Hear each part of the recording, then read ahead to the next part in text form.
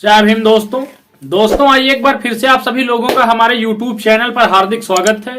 दोस्तों अगर आप थंबनेल देखकर हमारे वीडियो को देखने आए हैं तो मैं आपसे कहूंगा कि आप वीडियो को पूरा देख कर जाना, क्योंकि जब आप वीडियो पूरा देखेंगे तभी आपको वीडियो पूरी तरीके से समझ में आएगा।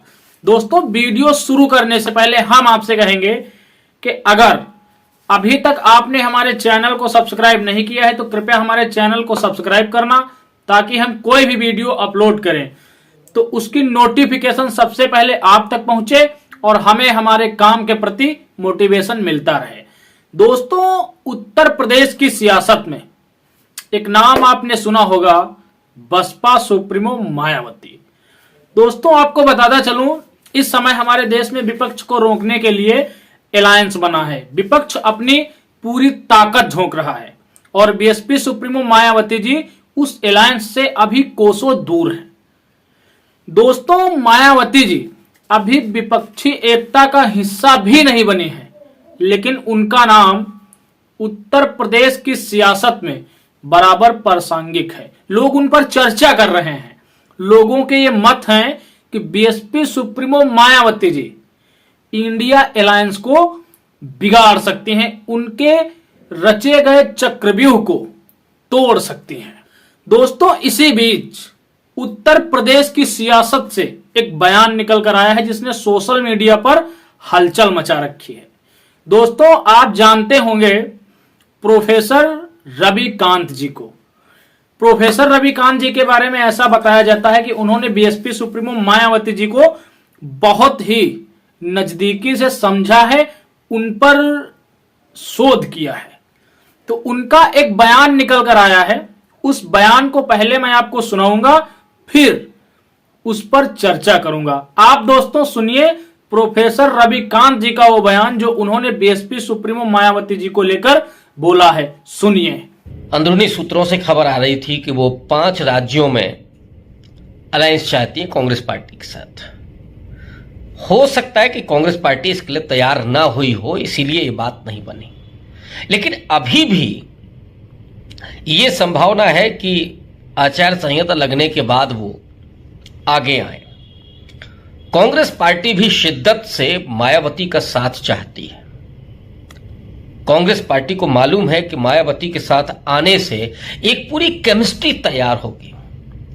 मायावती के पास भले ही एक वोट बैंक ना हो, बड़ा वोट बैंक ना हो, इस समय 13% उनके पास है, लेकिन मायावती वो नाम ही ऐसा है कि जो पूरे देश में एक नई केमिस्ट्री पैदा करेगा और इंडिया अलायंस की जीत की गारंटी भी करेगा। तो दोस्तों आप लोगों ने सुना प्रोफेसर रविकांत जी का ये बयान जो उन्होंने अपने ऑफिशियल चैनल पर दिया है। दोस्तों इस बयान का आखिरी वक्तव्य आपने सुना होगा। अपने आखिरी वक्तव्य में वो बोल रहे हैं कि मायावती इंडिया गठबंधन की जीत की गारंटी है। दोस्तों उनके शुरुआती बयान में आपने सुना कि मायावती जी कांग्रेस के साथ 5 राज्यों में अलायंस करना चाहती थी और वो 5 राज्य जो हैं उनमें पहला है उत्तर प्रदेश, दूसरा बिहार, तीसरा उत्तराखंड, चौथा मध्य प्रदेश और 5वां राजस्थान। इन 5 राज्यों में BSP supremo Mayawati ji alliance करना चाहती थी कांग्रेस के साथ। ऐसी सोशल मीडिया पर चर्चाएं भी चली थी और ये अंदरूनी खबरें भी हैं, लेकिन शायद कांग्रेस ने बीएसपी सुप्रीमो मायावती जी के इस प्रस्ताव को अस्वीकार कर दिया, क्योंकि रविकांत जी के बयान में ही आपने सुना है कि कहीं ना कहीं कांग्रेस बीएसपी सुप्रीमो मायावती जी से अलायंस करने में काफी ज्यादा दिलचस्पी दिखा रही है। हालांकि अब उसका गठबंधन इस समय उत्तर प्रदेश के अंदर सपा से हो चुका है, लेकिन फिर भी वो alliance BSP supremo Mayawati ji से करना चाहती है, क्योंकि उत्तर प्रदेश में बसपा से अलायंस तो कांग्रेस को लगभग भारत के 15 से 16 राज्यों में वोट प्रतिशत मिलेगा जो बसपा के पक्ष में जाता है, और कांग्रेस बसपा को उत्तर प्रदेश के बजाय अन्य राज्यों में भी सीटें देने को तैयार है। तो दोस्तों आपको मैं बताता चलूं, ये तो खैर बात की बात है, जैसा कि प्रोफेसर रविकांत जी कह रहे हैं कि मायावती जी आचार संहिता लगने के बाद भी इस गठबंधन की ओर रुख कर सकती हैं। ये सोशल मीडिया पर खबर लगातार चल रही है और बड़े बड़े राजनीतिक विश्लेषकों का भी ये मानना है कि मायावती जी आचार संहिता लगने के बाद भी अपना कोई कदम उठा सकती हैं और अलायंस में शामिल हो सकती हैं। दोस्तों आपको बताता चलूं, बीएसपी सुप्रीमो मायावती जी के अंदर एक चीज है जो कभी कभी बहुत बेकार लगती है और कभी कभी खुद को भी गर्व महसूस करवाती है, और वो बात है बीएसपी सुप्रीमो मायावती जी के अंदर स्वाभिमान से रहने की। दोस्तों मायावती जी का जो स्वाभिमान है, ये स्वाभिमान कभी कभी फक्र महसूस करवाता है, लेकिन कभी कभी थोड़ा गुस्सा भी दिलवाता है। दोस्तों कुछ भी हो, लेकिन हमारा और आपका अंतिम कर्तव्य यही होना चाहिए कि हमें और आपको बसपा के साथ रहना हो, परिस्थितियां कुछ भी हो।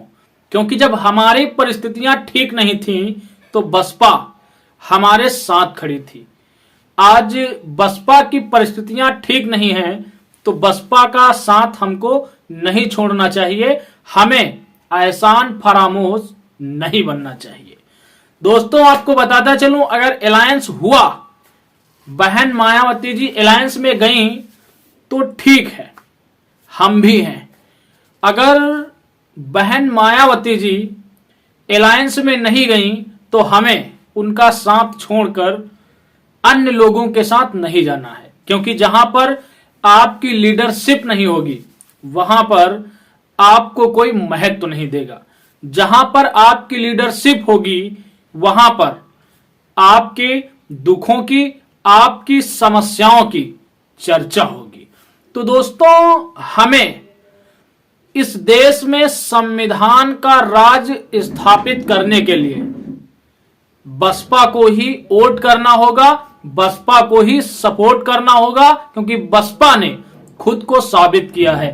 अन्य लोगों को भी इस देश के अंदर मौका मिला, लेकिन उन्होंने खुद को साबित नहीं किया। उनके शासन काल में दलितों पर ठीक वही अत्याचार हुए जो सामंतवादी युग में हुआ करते थे। तो दोस्तों हम फिर कहेंगे कि परिस्थितियां कुछ भी हों, अगर बहन जी अलायंस में जा रही हैं तो ठीक है, और नहीं जा रही हैं तो हमें बिना गुमराह हुए बीएसपी सुप्रीमो मायावती जी को सपोर्ट करना है।